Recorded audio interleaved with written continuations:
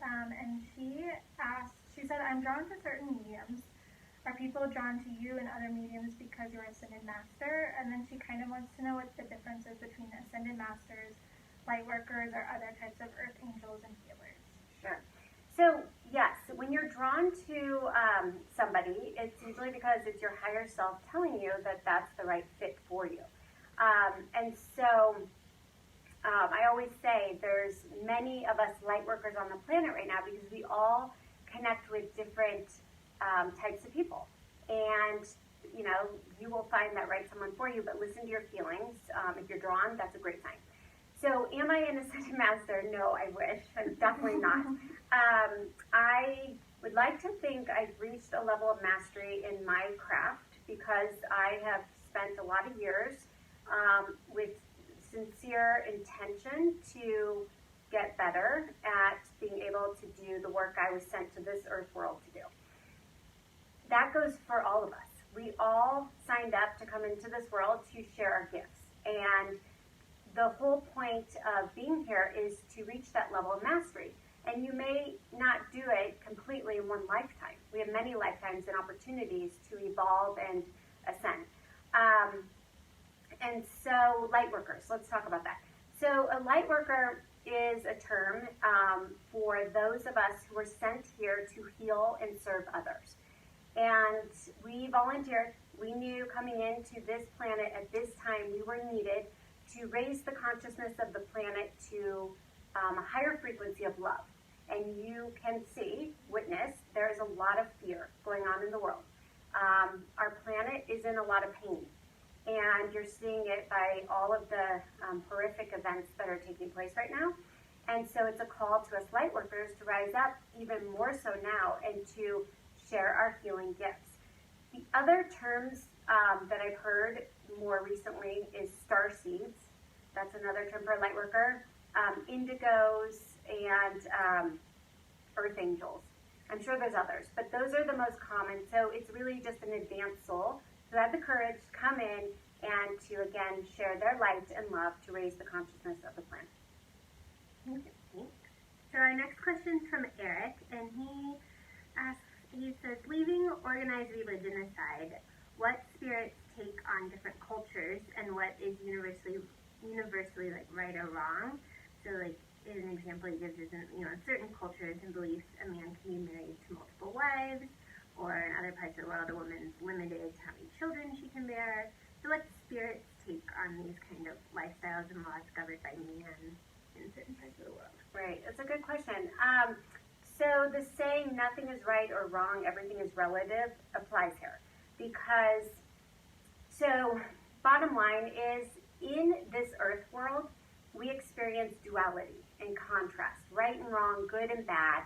And we do so for a reason, because when you know what you don't want, you get real clear on what you do want. You have to experience one in order to appreciate the opposite. And so the bottom line is, in this world, I think we create those rules and laws for some sort of control or order, okay? But which is an illusion. But it makes us feel a little bit more in control. In the spirit world, anything goes. There's basically, we've been everything, done everything. There's no right or wrong, good or bad. There's no duality. And so it's kind of a foreign concept on the other side. And so we have more compassion and tolerance in the spirit world. And our goal is to bring that awareness, that enlightenment into this world, right? And to not judge something as good or bad. Because it's going to vary place to place, society to society, what is right, what is wrong. And so I would say that's where we have to really follow our truth. And we don't need to explain it or justify it to anybody. What feels like the truth to you and live that truth is perfect for you. And the spirit world, your guides, your angels, they support that. So the next question comes from Sharon, and she says, I know you only work with the good and the light, but she's asking if you could help her understand how much dark is out there and how to best protect ourselves from evil doing harm to us or our children. And she goes on to say that she knows about like white light protection, but if that's enough, and how can we maybe keep it away from our family members? Yeah, I love that you brought this up because recently I'll share a personal experience that happened. So I had a large audience event like 2 weeks ago here in Denver, and my kids love to come. And so both my boys came, and at the end of the event, my son Sam was on the floor crying, saying his stomach hurt, and so my husband had to take him home. I didn't think much of it, but a week later, I had an energy session with someone, and we were working around Sam, and she picked up on it, and she said, he is so sensitive like you, Rebecca. He sponges up everything. But she said, recently, did you have him at an event? And I told her I did. She said, there was a spirit there that's really angry and frustrated with you because you ignored it. And it then went to whoever was closest to you and most vulnerable, which was my son, and it stuck on him. And it's interesting because the past few days, he hasn't been feeling great. And so this just came up 2 days ago. And so the bottom line is she cleared him, and she said, your guides are saying you need to do a better job of insisting when you show up to do God's work that you are protected, but your family's protected. And so it was such a reminder. It comes down to intention. If you pray and sincerely set the intention that you will be held in God's presence, source first and always, right? God, source, whatever you call it, supreme being, it is love. So if you say, I choose to be protected by love, and I will show up and serve through love, through God, with God's help, and protect my family, protect my kids. And then I take it one step further, and I meditate on sending them bubbles of white light, but also I put gold around it, because gold is this very high frequency that is of truth and of God's love. So I would just encourage you to play with that. Sometimes we think we're making it up. I promise you we're not. And then I'm going to give you one more story. So I thought I was making it up a couple weeks ago because I started a new meditation. Maureen St. James or St. Germain, I can't remember. But it was this amazing meditation, but she was talking about pulling down this energy into your crown, third eye, throat, heart. And I couldn't visualize it. And so in my head I'm thinking, I'm not getting it, I'm making this up. Didn't feel like it was working. So I asked my guides to somehow show me if it was effective, if I should do it again.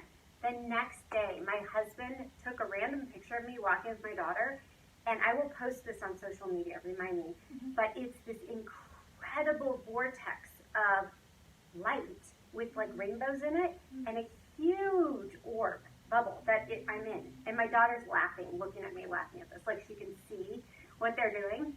But the point is, the energy I was setting up that I thought on a mind level I might be making up, they physically captured in a photograph so I could see as evidence it was working. Okay, so ask your guides and angels to somehow validate the protection you put in place is working. And then to finally, sorry, this is a long one, but to sum that up, there's a lot of dark energy. And a lot of people don't like to talk about it. I used to try and avoid it. But the bottom line is it exists. So the key is don't be afraid of it. Just neutral. It is what it is. Black, white. We don't judge black or white as bad or good, right? It just is. So it's dark energy. It's a low vibration. And so our job really is to recognize it, not choose it, shift our focus away from it, and focus on what we do choose, which is whatever feels good, which is positive light energy. Thank you. Next we have a question from Jean, and she's wondering if we all reincarnate at some point, and then are we still able to connect through people once they've reincarnated, or can we not hear them or go through a cycle for reincarnated people? So, from my understanding, yes, we all reincarnate. At some point, you have a choice not to. But usually what happens, it's kind of like, think of it this, after you've finished grade school, high school, and you go to graduation, you're kind of nostalgic. It's like, wow, that went so fast. And then, you go into summer vacation, and it's nice. But part of you might want to get back to school, right? You've had kind of your downtime, you kind of miss school. Some people, not everybody. But that's how we feel when we pass away, right? This is our school. Summer vacation is the afterlife, so long as you've earned, paid your dues and done done good. You're going to earn that vacation and positive energy on the other side. But then you will, on some deeper level, want to come back and grow and evolve. And you certainly can do it in the spirit world, so you may not choose to reincarnate. You might say, I'm going to stay over here and learn and grow. But if you're more efficient and effective, you can do a lot more faster if you come into a body. And then, no, I cannot channel people who have reincarnated. So when we incarnate into a body, we bring a percentage of our soul's energy into our body. And some of that energy is remaining in the afterlife or the higher heavens, and that's what we could call our higher self.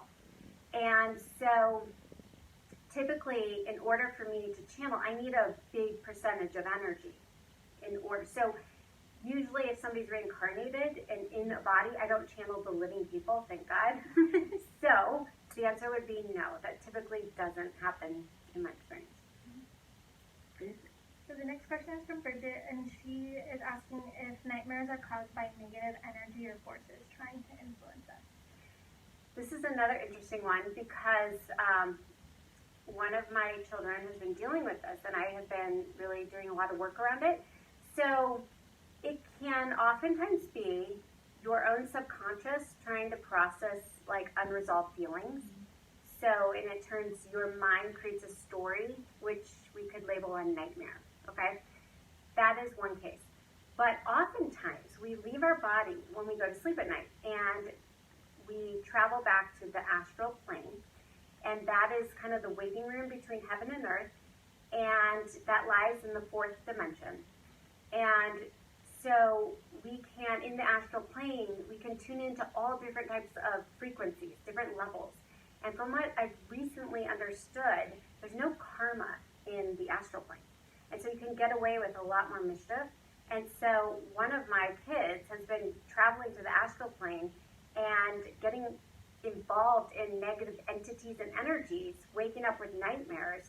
And it's because on some level that residual energy, it's like on him, in him, he dialed into it. And so what's the takeaway from this? Not to be afraid of it. You have control, always. So when you go to bed at night, pray. Say your prayers. Call in God. Call in your angels. Ask for whatever's in your highest and best good, whether it be guides to heal you while you sleep, or to travel to the other side, but only connect with frequencies that are matched to your positive energy.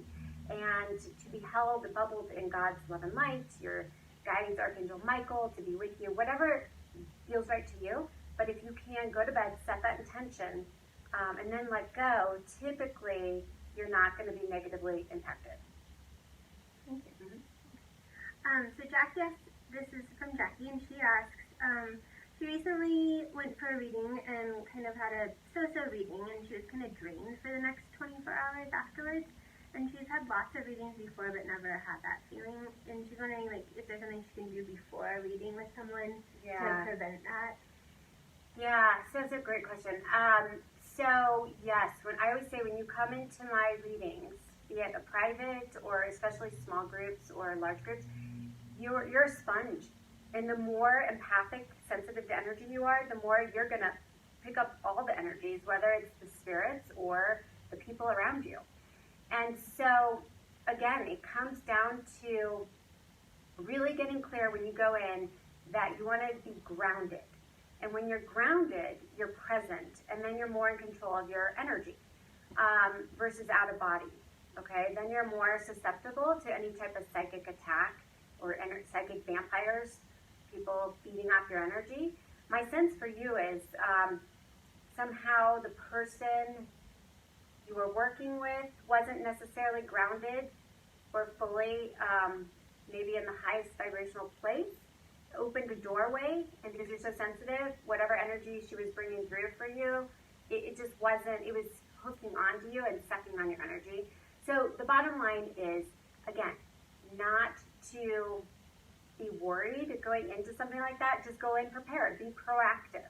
And so, again, the bubble of light. Something I like to do is imagine my crown spinning and having gold flecks or gold energy like funneling down through my system, because again, gold for me is the highest frequency of God and truth. And so I pull gold all the way through and I imagine going through my feet into the earth, rooting me really deeply so I'm grounded in my body and my power. And then call in Archangel Michael and whatever guides you feel like are your guardian angels that protect you. So this one came in live from Evie, and she's asking if you've ever been done with a reading, and after the closing meditation, if there are any spirits that linger and bother you afterwards. Yeah, I love that. If I've done my job right and well, no. But there absolutely are. There's some spirits that are just the bottomless pit, and it's not a bad thing. It's just they love connecting and they don't want the experience to end, just like some people. And totally understandable. Typically, I'm pretty good with boundaries, even if they are lingering. So when I do my groups, anybody who's seen me, when I'm here in Denver anyways, not always when I travel, I leave the room immediately after I do a closing release for the group, because I have to do a lot more, go way deeper, because I'm kind of the magnet for all this, and I've made myself open and vulnerable to all of this outside energy. And so I have to do a longer meditation to clear, cleanse, release. And I do it. And if I'm still hearing certain spirits, I send them love. I ask them to go to the light. And if they need to connect further with their loved one, to go directly to them.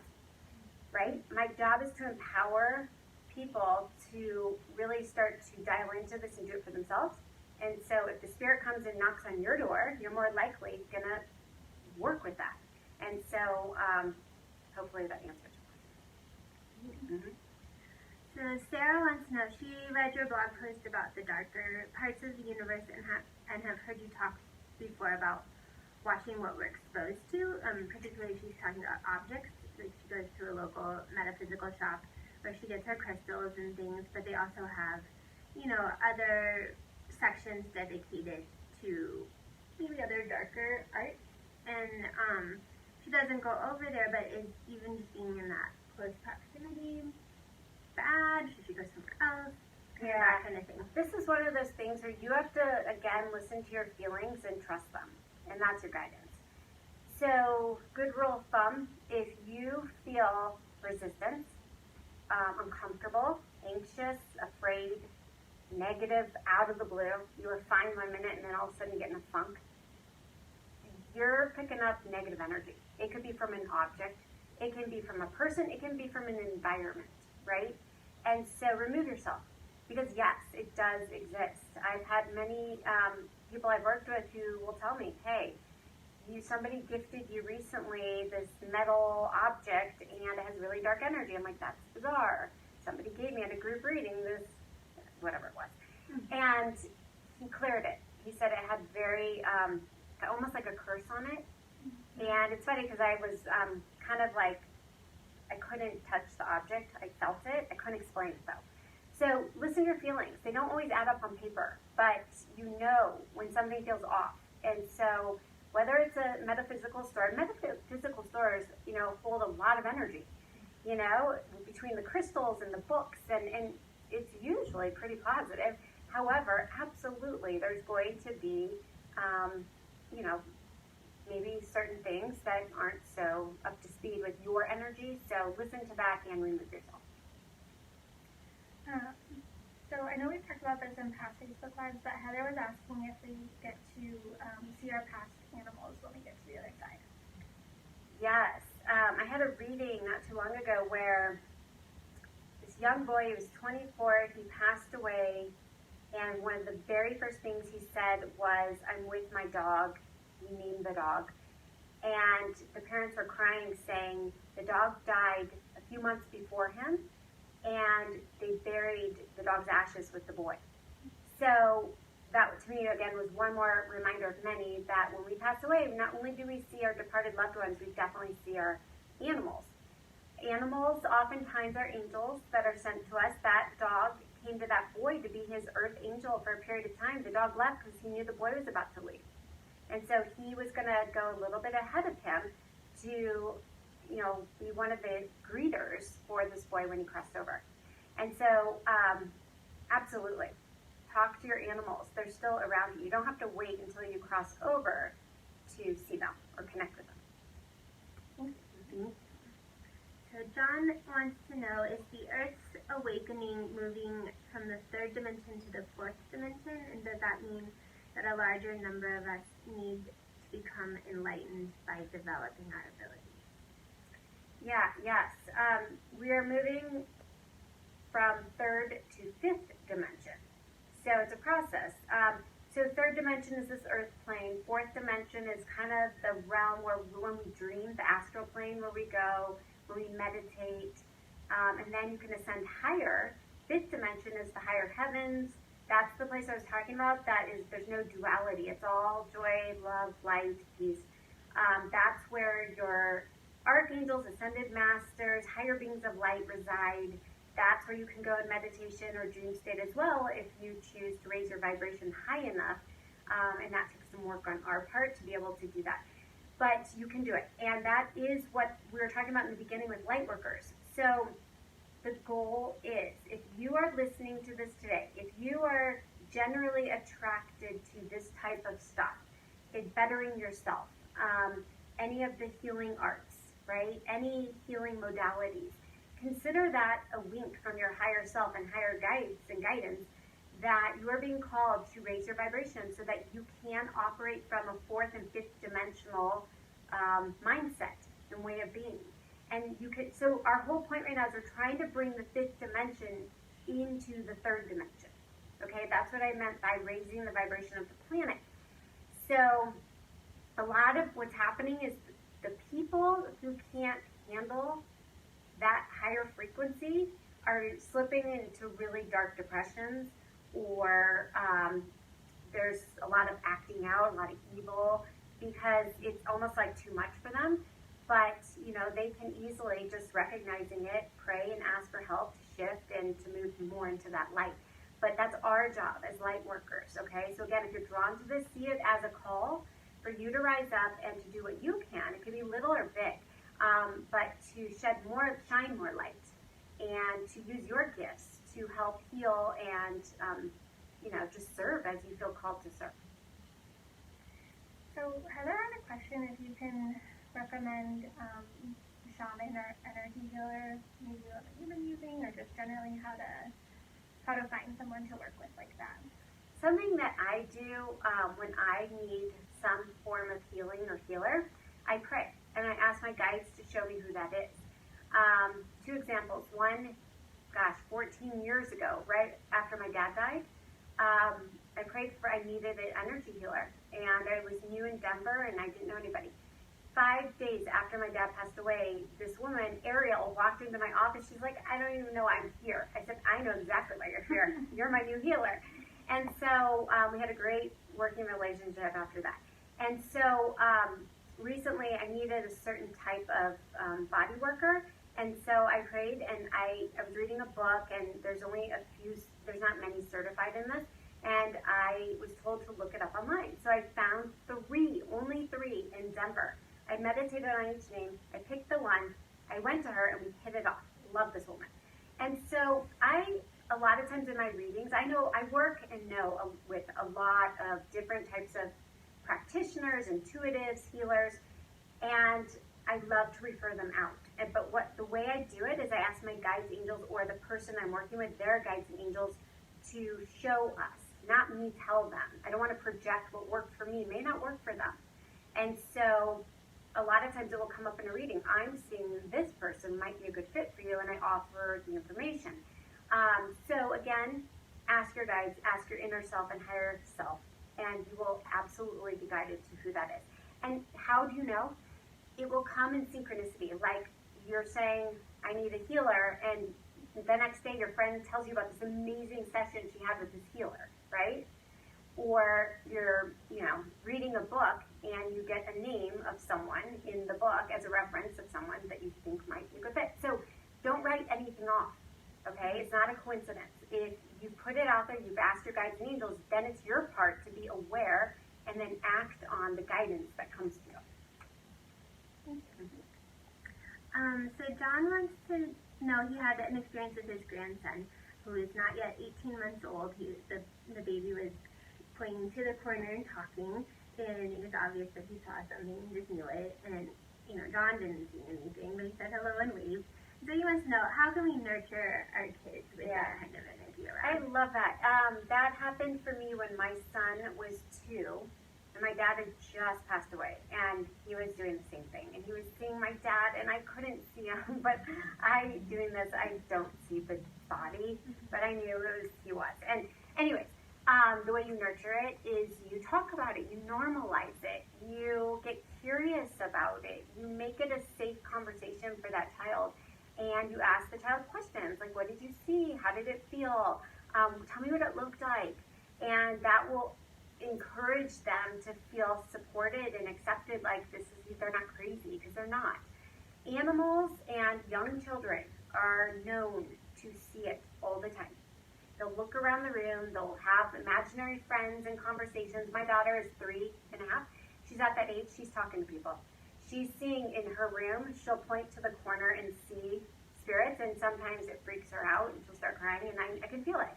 And then I see it out of the corner of my eye. I see sparks of light and things moving, as do a lot of you. Those are spirits. And so if it feels non-threatening, then it's safe. It's just friendly visitors. If it feels dark, like you get the chills, you're feeling cold, uncomfortable, see that as you might need to do a clearing in that house and protect your child. But the bottom line is, this is a natural part of how we operate in the spirit world, right? So the kids, especially young ones, just came from the spirit world. And so they haven't been conditioned or talked out of their knowing. And so we want to, again, use them as our teachers to remind us that exists. Mm-hmm. So the last question is going to come from Kathy. And she was wondering, she talks about going back 4 generations. Her family has all lost a son, all at different ages and from different causes. But she's wondering if that's just a coincidence or if there's something more to that maybe.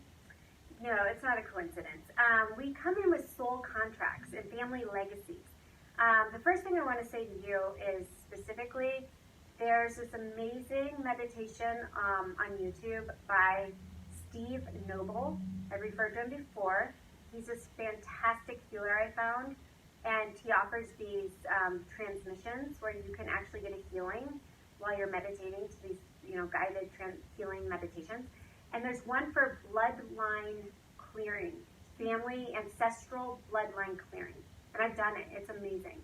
Because I have, somebody just pointed this out. I had a reading, and they said, you have this 4-generation legacy of depression, and it's off your dad's side. Well, of course I do. My dad, and it goes way back. But I did this whole clearing on that. So the point is, if you're aware of it, you can change it. Knowledge is power. So don't feel like you're cursed. The whole point of that really is there's lessons in it for everybody. But the recognition of it gives you the power to choose the opposite. Put a healing to that, right? Break that legacy, shift the legacy. And, I guess that's what I would offer you. And I really do think the soul contract piece is where I'm moving more into. I'm really fascinated by soul contracts. I know we've talked about Robert Schwartz, Your Soul's Plan. There's many authors out there. The books by Michael Newton, thank you. Journey of Souls, Destiny of Souls. It talks about we're not victims. We sign up to go through all these interesting lessons and patterns and karmic contracts because it helps us better learn and grow. And so anyways, I would encourage you, if this is interesting to you, start asking your guides to lead you to the right material and resources to look at maybe what your soul contract is. Okay, so I think that's all for today. Please, your questions are really evolving. I just love them. It's fun and interesting for me to be able to really talk about this in depth with you guys. As I always say, I created this inner circle as a safe place for all of us like-minded people who want to grow and just be our highest and best selves, to come together and to learn from each other and open up a safe place, again, a dialogue to really do a deep dive into this stuff. So please stay connected. and continue to follow me on all my social media, and I will be visiting a few cities in the near future, so if you're interested, I know there's still a few spots in certain cities for small group readings, if you're feeling compelled to take part in that experience. So, as always, until we meet again, stay grounded, stay connected to the light, right, during this crazy time. See it as an opportunity for you to grow and evolve on your journey. And until we meet again, I'm wishing you brightest blessings and all of love.